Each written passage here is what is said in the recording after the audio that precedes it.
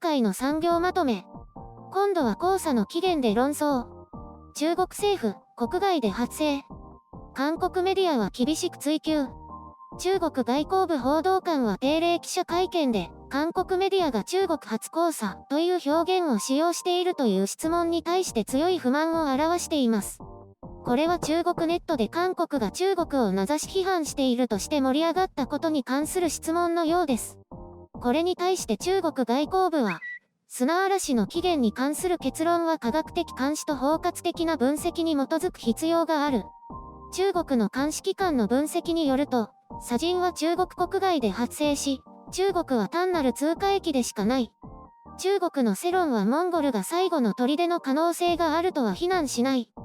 すべての関係者は関連する問題を科学的かつ建設的に検討し、世論を前向きに導き、不必要な憶測や安易なレッテル貼りを避けるべき、としています。中国メディアは韓国メディアが黄砂の記事に、中国という文字を入れたとし、韓国人の反中感情を刺激すると伝えています。韓国の気象庁では、内モンゴル高原と中国北東地域で発生した、と発表しています。中国メディアグローバルタイムズは専門家のコメントを引用し、砂嵐の約半分はモンゴルの砂塵に由来するという調査結果を示しました。しかし半分は中国発だと認めたと韓国メディアが騒ぎ立てていることから不毛な論争は過熱を続けています。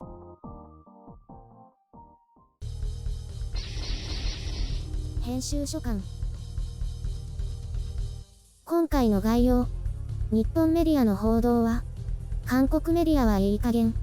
中国が騒ぎたがるわけは、私は黄砂の発生源について明確な認識を持っていたわけではないですが、ざっくり中国からかと思っていましたよ。ゴビ砂漠、タクラマカン砂漠を中国でないというのであれば、モンゴル自治区や新疆ウイグル自治区は中国ではないってこと？まあ、そんなベタなツッコミはよしておきましょう。別に中国発でもいいじゃない。日本の主要メディアはそもそも通信社の記事を引用しているだけで、その記事では特に発生源については触れていませんね。日本の気象庁も2つの砂漠が発生源と見ているようですが、国名の名指しはありませんね。日本のいい加減メディアは中国発としていますが、全部が中国発ではないので正確ではないということになりますね。中国大陸としておけば問題ないんだと思いますけど、こうやって比較していくと韓国の気象台も結構いい加減な表現を不用意に使うんだなと思います。雑なだけで意図的ではないと思いますが、中国ネットやメディアはそういったものに過敏に反応して大騒ぎを繰り返しています。中国メディアはある意味それがお仕事ですからね。で、騒ぎすぎると中央から指導を受けるわけなんだけれども、まずは騒ぎますよね。騒ぎ足りないよりはマシなんでしょうね。でもこういうネットの騒ぎに大手メディアが乗っかって騒動を大きくするというのはどうなんでしょう。そしてなんかこうして韓国側が関係を悪化させようとしているとかいうわけなんですよね。どっちもどっちだと思うけど。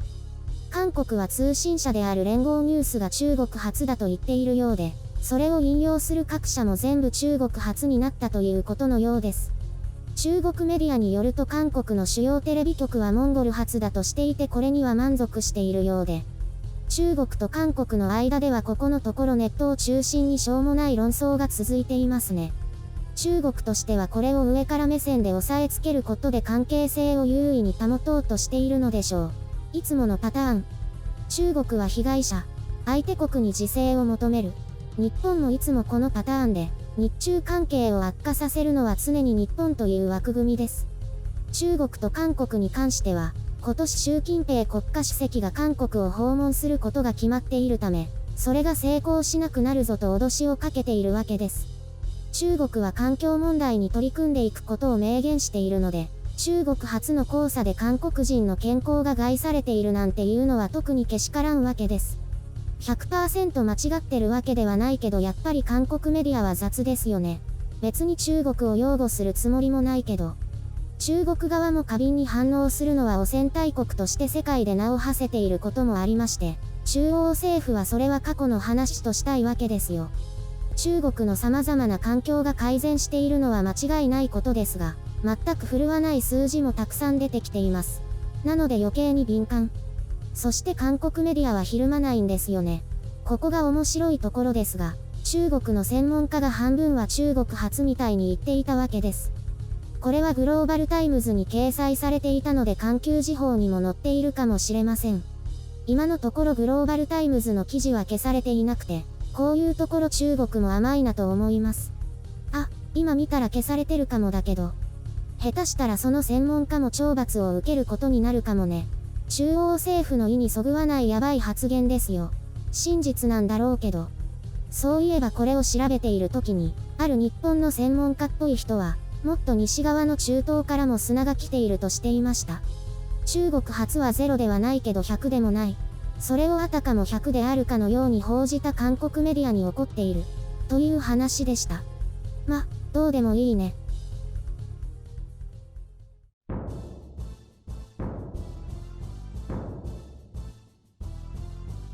黄砂って言うと季節が来ると車の上に砂が乗ってたりしたなぁ。何か東京にいるとあまり感じないね。洗濯物とかも。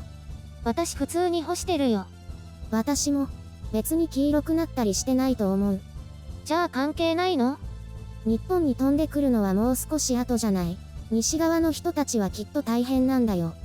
へえ、そうなんだ。よくわかんないね。以前、PM2.5 とかもっと小さい PM1.0 が一緒に飛んでくるから注意が必要みたいに言ってたね。え、そうなの？でも今年はずっとマスクしてるから大丈夫じゃない？それもあるけど、中国の大気汚染状況も幾分改善しているようだから、前ほどではないかもね。改善してるの？ちゃんとやってるってこと？なんか青い空が見える日が増えたとか自慢げに話してたよ。少なくとも前ほどではないし悪化もしてないみたい。やればできるんだね。中央が脅しまくれば何でもできるよ。こういう単純なことは。それで、韓国で騒ぎになってるの？ちょっとメディアの報じ方もどうかなってところはあるけど、それを受けて中国で騒ぎになって、その反動で韓国も騒いでるって感じかな。先に騒いだのは中国なんだ。今は韓国を標的にして騒ぐ人が増えているみたいね。ほら、キムチとか韓服とかの問題もあって。ああ、絡まれちゃったって感じ？なんかあんまり好きじゃないみたいね。生意気だとか思っているのかな。韓国人もあんまり良い感情を持ってないみたいだけどね。最近韓国ドラマに中国企業の製品が色々と間接広告として出ていて、簡体字のパッケージのせいでビビンバが中国料理と認識されちゃうとかで。それって前に言ってたドラマ？いや、また別のドラマらしいよ。国内企業だけじゃ制作費が集まらないから中国企業の資本力を利用した結果らしいけど。細かいね。どうでもよくない？そういうところを両国とも細かく気にしているような関係なんだよ。思ったより関係良くないんだね。両国ともああいう感じだからね。自分が上じゃないと気が済まないから衝突するんじゃないかな。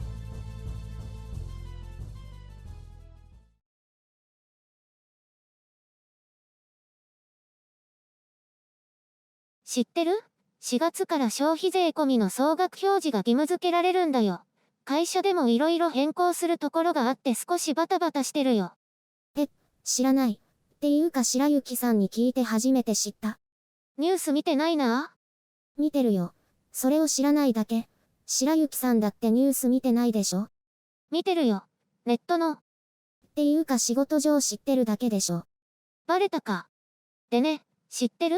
ユニクロは本体価格をそのまま税込み価格にするんだって。太っ腹だよね。モスバーガーはどさくさ紛れに値上げするらしいよ。どさくさというのかな、それ。ユニクロが家の近くにあるからたまに行くんだけどね。安いのに可愛くて流行りのデザインのものがあるんだよ。そうなんだ。普通の服のコーナー全然見ないよ。それでついつい買っちゃうんだけど、必ず失敗するんだよね。ヒートテックや部屋着は大丈夫なんだけど。ユニクロって部屋着専門じゃないの？あと、近所で着るような服。私はそういうのは買うけど。そういうわけじゃないって。それで、私って意外と何でも着こなせるからユニクロも大丈夫だと思うんだけど、ダメなんだよね。会社に着ていこうものなら一日中ユニクロ気分になっちゃう。私ユニクロの普段着あまり知らないから、人が着ててもわかんない。男の人はユニクロのワイシャツ着てる人たくさんいるし、女の子でも、実はこれユニクロなのって子もいるんだけどね。全然変じゃないし OK なんだけど、自分が着ていくのはダメなんだよね。ワイシャツとかも売ってるの？洋服の青山潰れちゃうじゃん。売ってるよ。普通に着られる服は大体揃ってる。何がダメなの？ユニクロの。なんかヘアスタイルが決まらないまま出社した時みたいな気分になるんだよね。あと、スマホ忘れた日とか。